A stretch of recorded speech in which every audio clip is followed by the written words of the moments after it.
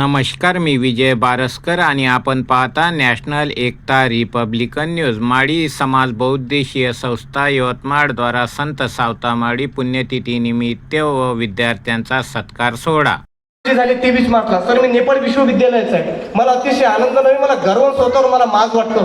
Sir, तुम्ही म्हणसाल कसं?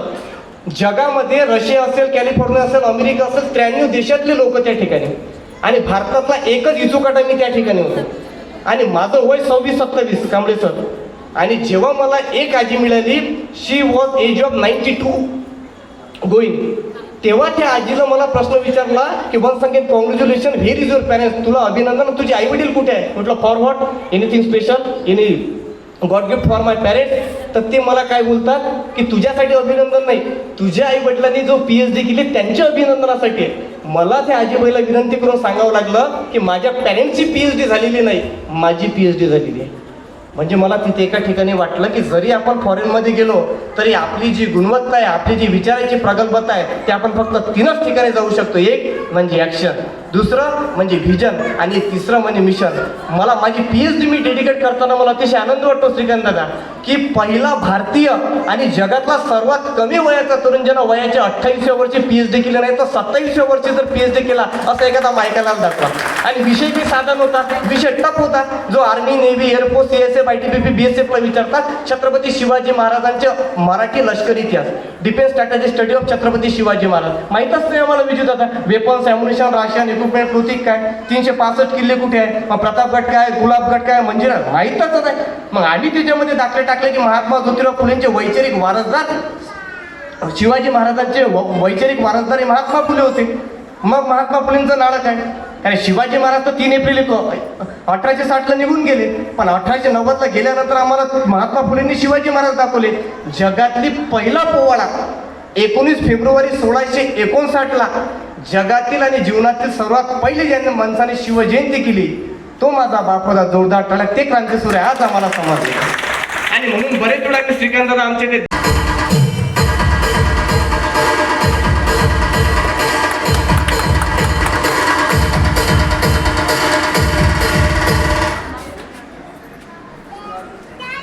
यानंतर सावित्रीबाई फुलेंना तर विश्वरत्न म्हणा, कारण की हे दोघं दाम्पत्य असं आहे की ॲट ए टाइम एक असताना जेव्हा 24 सप्टेंबर 1873चा सार्वजनिक सत्यधर्म अर्धांगवायू गेल्यावर केला, त्या ठिकाणी पाटीवर न लिहिता, लेखन न हातात देता सर्वात पहिले सावित्रीबाई फुलेने जे अक्षरे गिरवले ते या मातीवर गिरवले. आणि म्हणून जेव्हा आम्ही फॉरेनला जातो तेव्हा आम्हाला विचारता की महात्मा ज्योतिराव फुले जर या माती, नीती, प्रीती, संस्कृतीने घडवले असते आणि हा नेता जर आमच्या अमेरिका देशात जर जन्माला आला असता तर महात्मा ज्योतिराव फुलेंना आम्ही सोन्यासारखं पुजलं असतं, आम्ही सोन्यासारखं पुजलं असते. माझं स्टेटमेंट नव्हे, this statement done by Barack Obama, ex president of US.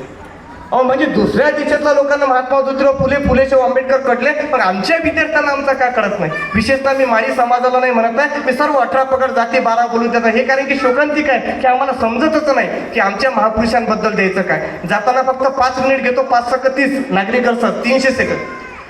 हे छोटे छोटे जे पार्सल आहे माझ्या भाषेत इचुकाटा, या जे माझी ताई आणि दादा 5वीत असेल, स्टडिंग इन 5th क्लास, त्यांच्यासाठी सैनिक स्कूल असते. या महाराष्ट्र शासनाने संरक्षण मंत्रालय, गृह मंत्रालय नवी दिल्लीने 2 आहे.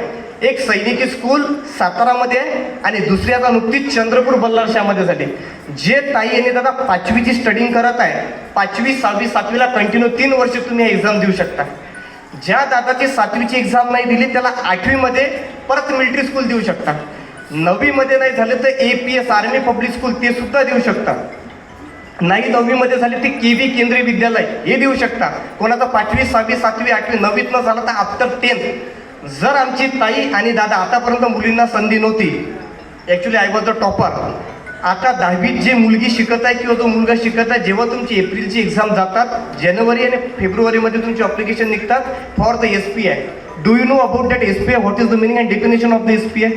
If you want to become and join as a paramilitary, as assistant commandant and captain related to the brigadier regiment, तर त्यासाठी तुम्हाला सर्व्हिसेस प्रिपरेटरी इन्स्टिट्यूट ऑफ सेवा प्रशिक्षण संस्था, म्हणजे तुमच्या केसाच्या तेलापासून तर पायाच्या बुटाच्या मॉलिशपासून सर्व खर्च सेंट्रल गव्हर्नमेंट करते.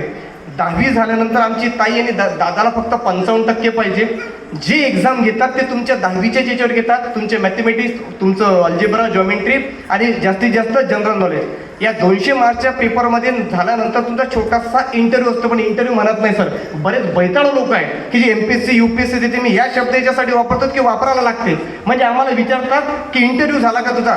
इंटरव्ह्यू घेणं बंद केले MPSC UPSCनं, जेवढं खरंच प्रिलिम्स मेन्स पास केली. अमित भाऊ, तुम्ही मागच्या वर्षी नाव ऐकलं, she was my batchmate Adima Shaikh. She was the first woman leading Muslim society. She becomes as IS. जोरदार टाळ्या माझ्या आदिमा शेखसाठी. काहीच नव्हतं. म्हणजे जेव्हा UPSC भवनाच्या पुढे आमचा मुस्लिम समुदाय याटवाला, त्याच्यावर खऱ्या अर्थानं त्या मुलींवर गर्व आहे. आज ते MH-29 ची मुलगी आहे. आता इंटरव्ह्यू शासनानं बंद केली, तुमची पर्सनॅलिटी टेस्ट होते. आणि पर्सनॅलिटी टेस्ट म्हणजे काय, फक्त 3 गुणांवर. तुमचं 20 मार्क असतं हाऊ टू कम्युनिकेट, तुमचं कम्युनिकेशन कसं आहे.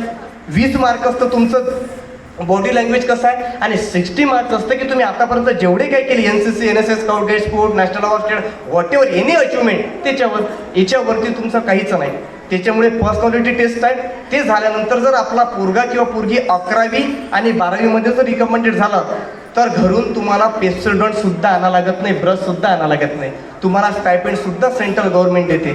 आमच्या दादांसाठी SP छत्रपती संभाजीनगर म्हणजे औरंगाबादला आहे, आणि मुलींसाठी नाशिकला आहे. ज्यांचा 10वीचा क्लेम चुकला, 11-12मध्ये जर जायचं असेल तर तुम्हाला म्हणजे आर्ट्स, कॉमर्स, सायन्समध्ये तर ND आहे, नॅशनल डिफेन्स अकॅडमी. आणि ज्या लोकांना फत्र माहीत नाही की ND म्हणजे काय, तो DNA म्हणते विजूभाऊ. तो आम्हाला येऊन सांगते की आमचा पोरगा सायन्समध्ये नव्हता, तो आर्ट्समध्ये होता, म्हणून तो NDला गेला नाही. ह्या चिवत्यापणा सोडा.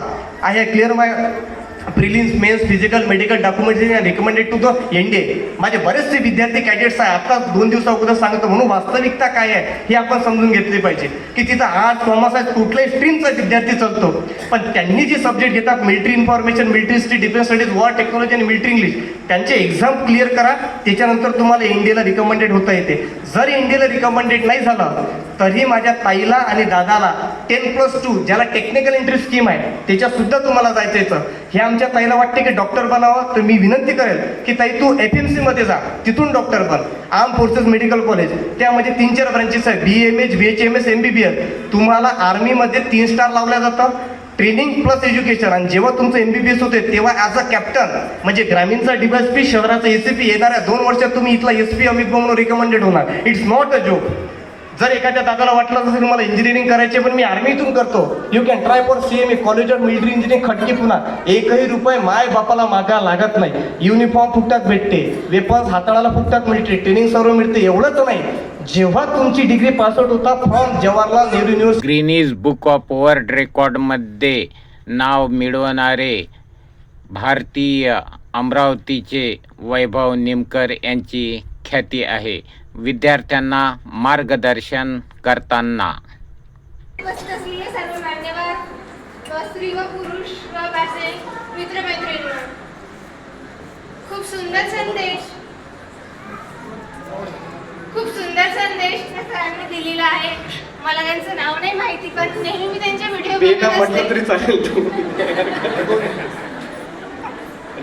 निमकर सरांनी खूप सुंदर समाजाला एक संदेश दिला आहे.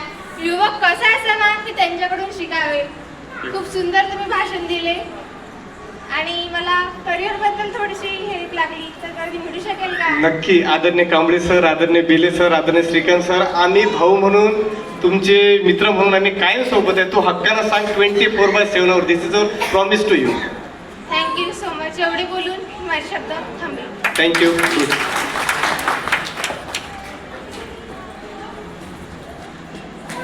शेवटले 2 क्वेश्चन. जेंट्स मधून येणार का कुणी? लाडका भाऊ? सर्व लाडक्या बहिणीच आहे.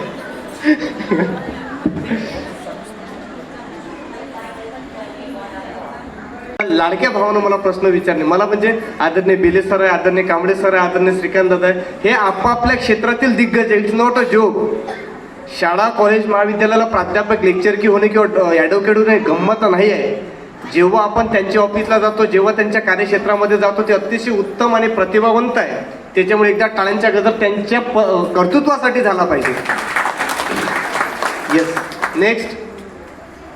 आहे का प्रश्न कोणाचा? म्हणजे प्रश्नापेक्षा भूक जास्त लागली हा एक प्रश्न आहे. बरोबर रवी दादा? Excuse me sir. हां हां सर नक्की. निमकर सर, आपण लहान मुलांना मोबाईल देतोय हे योग्य की अयोग्य आहे? स्वामी विवेकानंदांना सहज एकदा विचारलं होतं की what is the meaning and definition of the success. म्हणजे आपल्याला जर एखाद्या क्षेत्रामध्ये उत्तम आणि प्रतिभावंत व्हायचा, यशाची परिघाता गाठायची आहे, तर अशी कुठली गोष्ट आपल्याला खऱ्या अर्थानं चरणस्पर्श केला? ते रामकृष्ण परमहंसांनी. आणि रामकृष्ण परमहंसांनी एका वाक्यात सांगितलं जीवनाचा सार्थ आणि जीवनाचं सार्थकत्व काय. ते म्हणायचं की no other any option without meditation, meditation and meditation.